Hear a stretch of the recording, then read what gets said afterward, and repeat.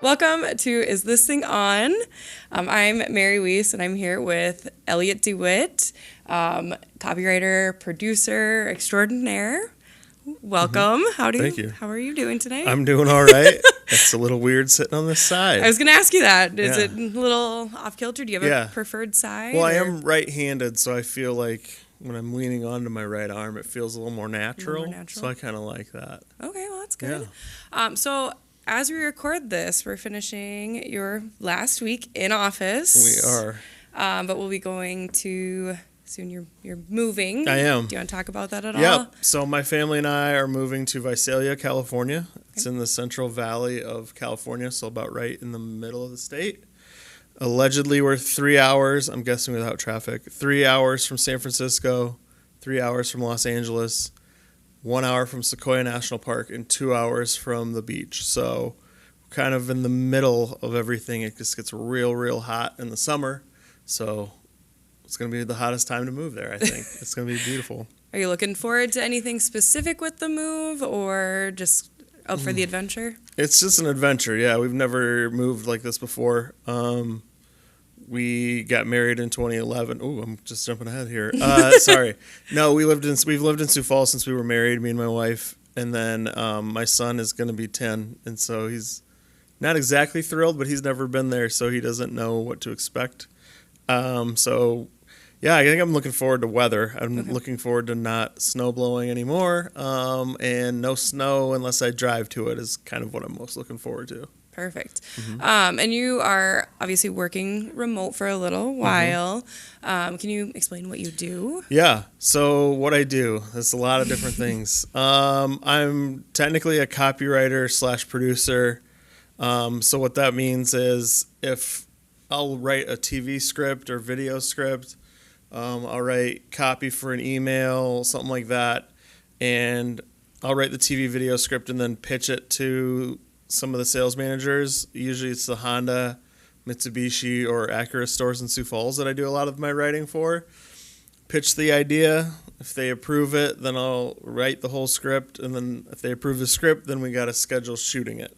And so that's the production side of things. That's figuring out actors to be in it, where we're going to shoot it, what day to shoot, with the scheduling, which is kind of a pain.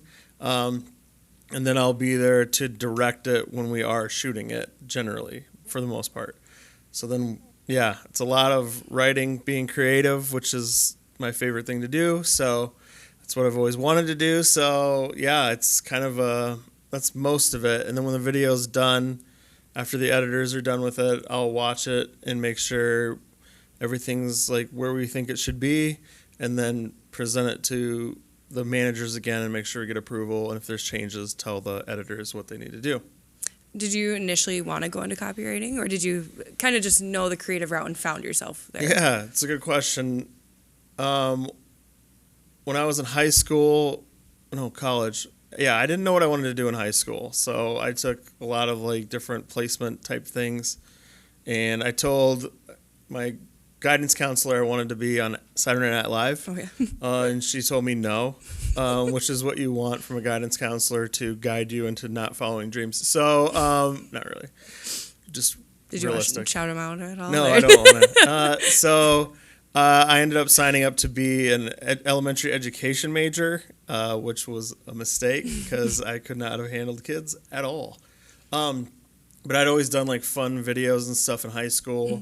And then did them in college, and that's where I was like, okay, I should be doing this. Like, this feels like something. But I didn't even know, coming from small-town Iowa, that there were jobs in advertising. I don't know why I didn't know that. That's kind of foolish. But then I watched Mad Men, and I was like, oh, man, I don't look anything like Don Draper, and I don't want to step out of my family, but I think what he does when he's pitching ideas and like writing concepts, I'm like, I would really like to do that. I think I could be good at that.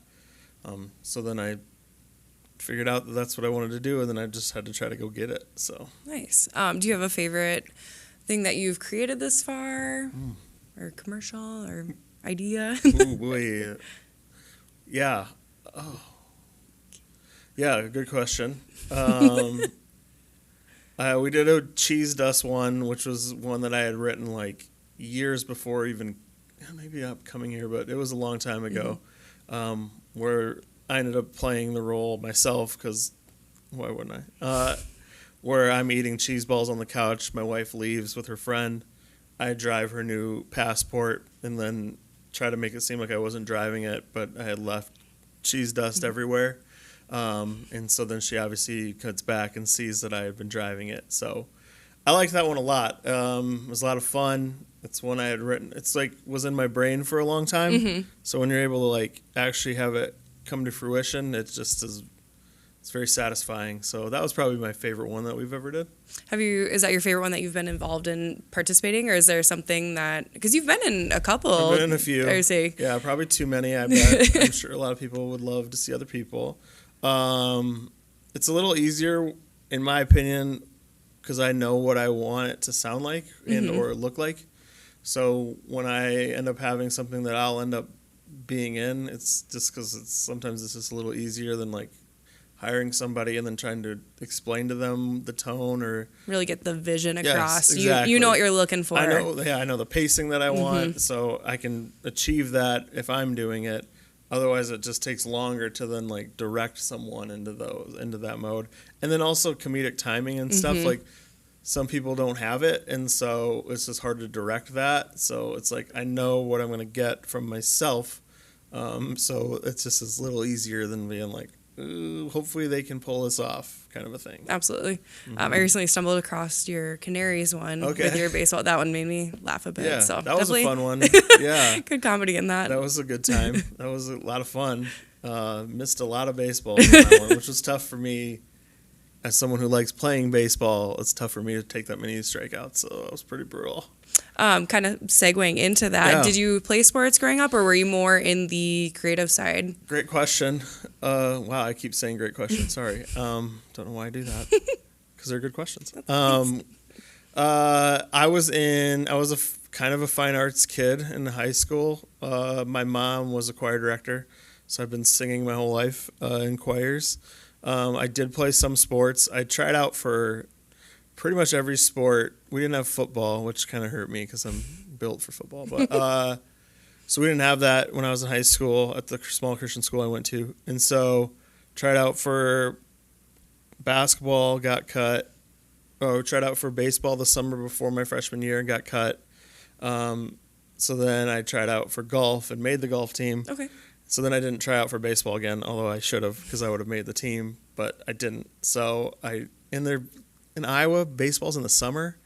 Yeah, it's brutal. So like it's all summer. So you're just like your whole summer is shot. Like you might maybe in August you can go take a vacation. Yeah. So I was like, I don't know. Do I really want to spend my summers doing this? And I just felt like nah. So I played golf all through high school. Okay. And then I played in college briefly. I tried out every single year. And then finally my senior year, the coach was like, yeah, we'll just let him on the team. So worked out great. I'm Dutch, so I got half off golf club. So I'll take that. And that's a win. Yeah, I'll take that W. That's hundreds of dollars. So yeah. So otherwise I was a choir kid. I sang choir in college, had a scholarship to do that at Dordt College in Sioux Center. So I've been singing my whole life. So that's probably kind of more fine artsy than I am athletic, I think. Okay. And you went to Dordt College. Yep. Did you meet your wife there, or how did you meet your wife? Oh, man, that's a good question. How long? I said it again. Did it again. Okay, short. I'll try to do the abridged version. I did not meet my wife in college. She went to USF, University of Sioux Falls. I did not know she existed until, what was it, probably 2009 maybe?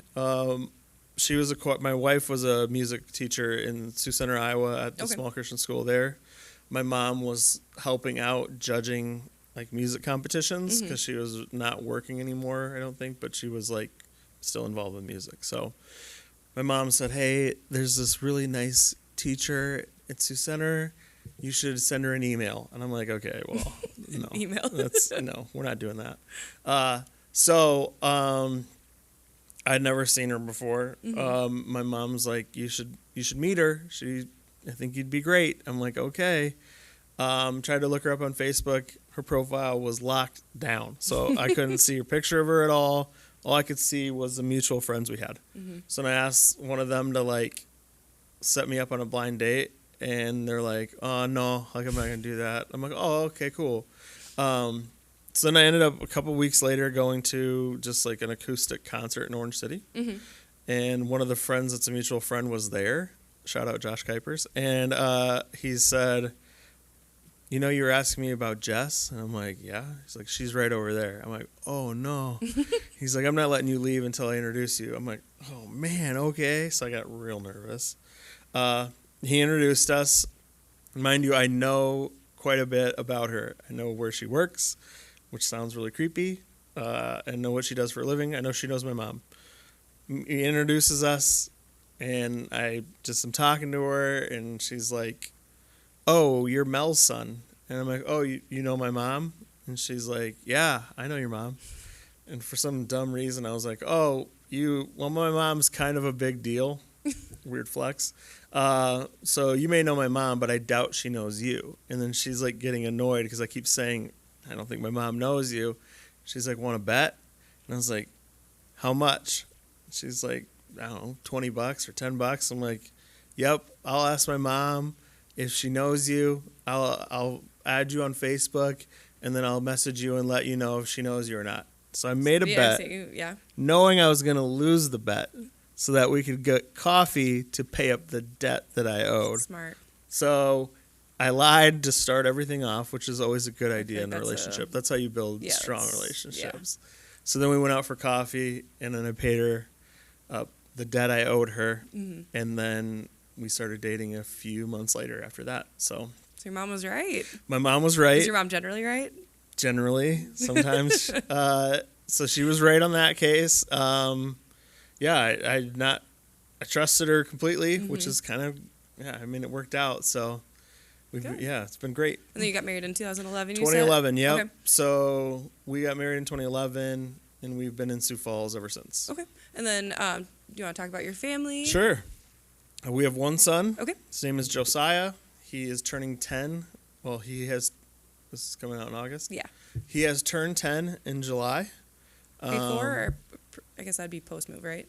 Post-move. Okay. Barely. Yeah. So we're going to have a little bit of celebrations right before we leave for him with our families, because they live here. So that way he can have a little bit of a birthday here, and then maybe we'll get together with people out there if we meet some people. So he is amazing. He's really smart. He's just the best little boy. He's just really awesome. He's my favorite. So we watch baseball together. He's into a lot of the same stuff I'm into for the most part, and he's just unbelievable. So I'm really thrilled. I love my family, and it'll be an adventure for us to go all together to a place that we've never lived before and see how it goes. So it'll be good. What have you learned from becoming like a father or husband? What's something that's really kind of challenged you or made you grow? Yeah, there's a lot of things. So my son was born 6 weeks premature. He had a brain bleed when he was born, so that was a battle. He was in the NICU for 3 weeks. Then he was, growing up, he was developing. It seemed pretty fine, and then around the age of 2, he just stopped talking. Like, he just didn't talk anymore, and we're like, whoa, okay, this is weird. And so then we would go to diagnose, we'd just go in to see what it was. Then we would started speech therapy and occupational therapy, and that was great for him. It was unbelievable. He is considered on the spectrum, autism spectrum. He's very high functioning, but just learning how to deal with him and work with him, I guess, is just kind of sensing what's going on with him, and being able to tell, and just being patient, because it's that's just something I wasn't prepared for. But then working through it with my wife, she had to take him all the time to Lifescape, and then you have fights with insurance because they don't want to cover it, because he was speaking and then he regressed in speech, but they viewed that as not rehabilitation because he didn't have an accident that caused him to regress in speech. So then they're like, we're not going to cover that. That's habilitation. And I'm like, okay, but he was speaking and now he's not. But they're like, well, he didn't get in a car accident and then not speak anymore. And we're like, he had a brain bleed. Like, there's got to be something with that. So, yeah, so there's definitely some things that I've learned in that, being patient with certain aspects of things. But it's also just like really cool how his brain works. So I'm pretty sure he's got a photographic memory. Like, he was probably 3 or 4 when we figured out that he was like, I don't know, special or gifted. Like, he said the alphabet backwards. Oh, wow. And we're like, oh, okay. Where's this coming from? And it looked like he was reading it. So I'm like, okay, this is interesting. So right now he was, for a stretch there lately, he's been into like country capitals. Okay. So he'll watch a YouTube video and then he'll remember it. So he knows like all the capitals of the countries and all that. And space, he can tell you why Pluto is not considered a planet anymore. Do you know? I don't. There's like 3 criteria, I guess. Okay. And so he knows them.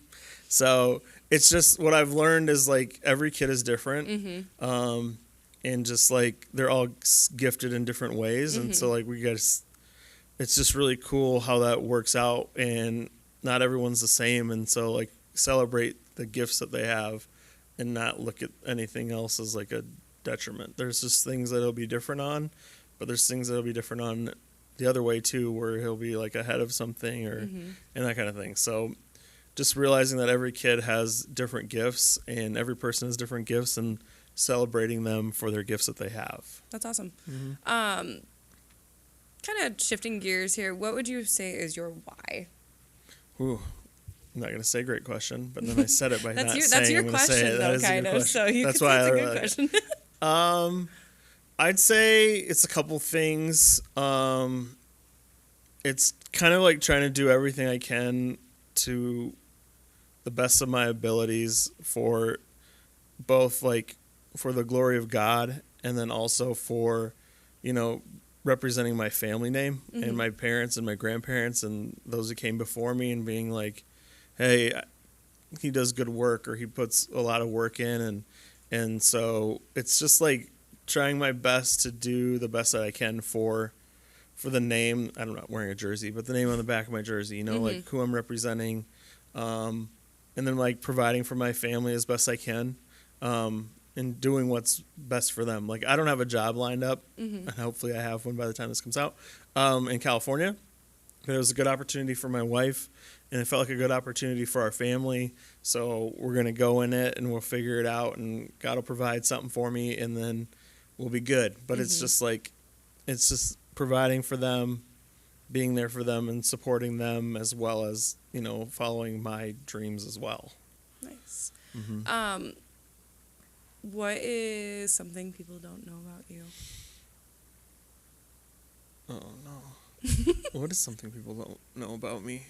I mean, there are people who know this, but I don't think a lot of people at Vern Eide know this.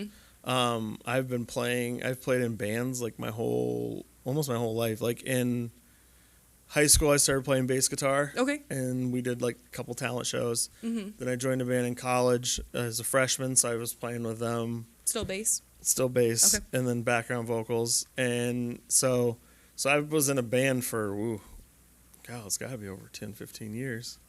Different bands. So there's we got some stuff out. It's not the best stuff in the world. It's a lot of pop punk or punk type sounding stuff. But so, yeah, I play bass guitar, and I've been playing in bands for a while. I haven't played in a band for quite some time. It's probably been about 5 years. Okay. But yeah, nice. So into some music. So there it is. Cool. Kind of going giving you a hypothetical question here. Just knowing you in the short time that I've gotten to know you, you're on a train. Would you rather have someone's dog that's next to you end up sitting on your lap the whole way, or not a single person has shoes on? Those are the only options? Yeah. How many people are on the train? Or say 15. 15 people. How big is the dog? Like a 25-pounder. That is rough. I hate feet a lot, but I don't like animals either at all.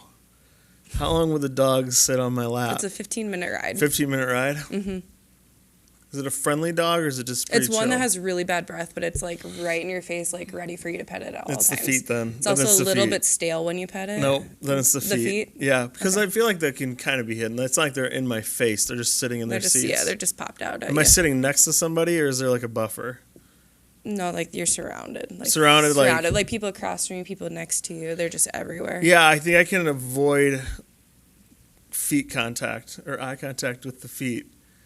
So I think I could do that. I can do that for 15 minutes rather than have something on me.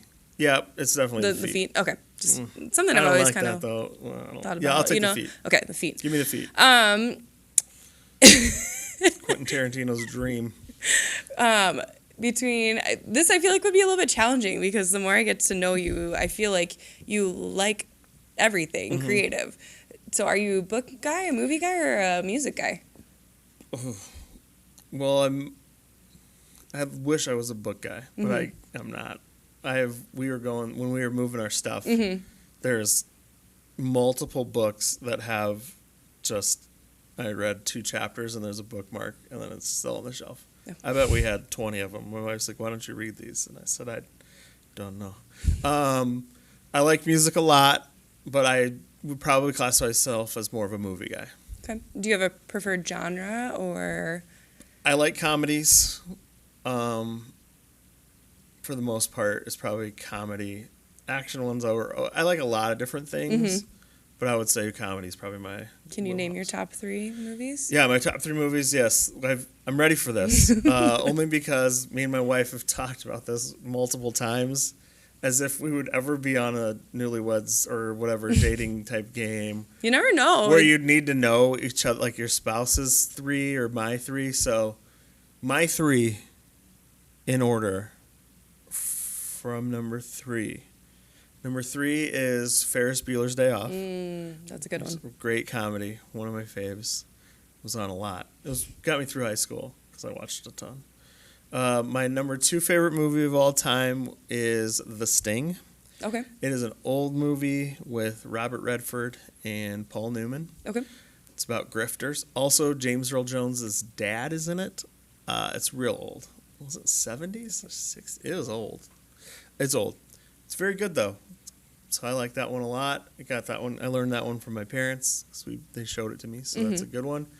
My number 1 of all time is Young Frankenstein. Okay. Also an older one. It's a Mel Brooks film. It is very, very funny. It is so good. And, yeah, it was very quotable. We watch it every Halloween, me and my wife. That's fair. Almost every year. So we love it. So. Is there anything that you could speak on or say to somebody who's looking at joining the culture of Vern Eide? Is there any words of advice or anything that you just love that would kind of draw somebody here?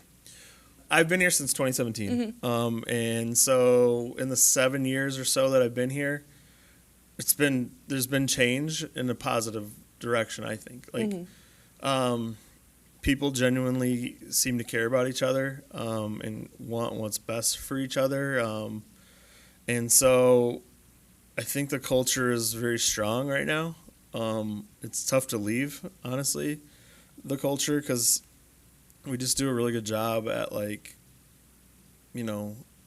feel very supported, especially in my current role or my former current role. And from the people at VVI, but then also from Vern Eide in general, I try to walk around a lot and meet people and try to say hi and be friendly. And everyone's been great about that. I know I put some people in situations they might not like by coming around and talking to them or asking them questions, but I think it's for the greater good. And so I just think if we come back or if you're looking to work anywhere, this is one of the best places to work that I've experienced from a people aspect. They genuinely care about their customers and want what's best for them. They want what's best for the employees from ownership down. And then the added ESOP is icing on the cake. That's a tough one to leave right there. Is there anything that you would like to say to your coworkers as a farewell or words of encouragement or anything? Yeah. Thank you. I think is probably the biggest thing. Like, I've grown a lot since I've been here, both physically and emotionally and all of those things. Like, I'm definitely larger than I was when I started. But just thank you. Like, I've learned a lot about a lot of different people, a lot of different places, a lot of different things. I knew some stuff about cars, but I learned more about it. But, like, I was given a lot of freedom to be creative, which is rare, it feels like sometimes. And so a lot of that I think is built on trust and like having relationships with managers or your coworkers. And so just be open to, letting other people pour into your life and then pouring into theirs as well. Like, everyone's here for like the same goal generally. It's just to just do the best work they can and provide great customer service for customers and do the best work that they can put forth. And so it's like if everyone's kind of rowing or going in the same direction to try to be the best in their space and be the best coworker, best father, best spouse, best anything, like you're gonna get supported here. And so just like keep helping each other wherever it is and just work hard to further, the best that you can. Just do the most. I'm just talking in circles now. I feel like that kid. And then you got the dream. Yeah. So, yeah. Ultimately, it's just be good to each other and just take care of each other. Good. Well, thank you so much for joining me. I feel like I don't know how you do the awkward. This is easier. I say that's way easier. Yeah, the mic isn't in the way. It's awkward. That wasn't awkward anymore. Yeah, that's true. Perfect. All right. Well, thank you for joining us on this episode of Is This Thing On? Thank you, Elliot. Thank you for all that you've done. Thank you. I appreciate it.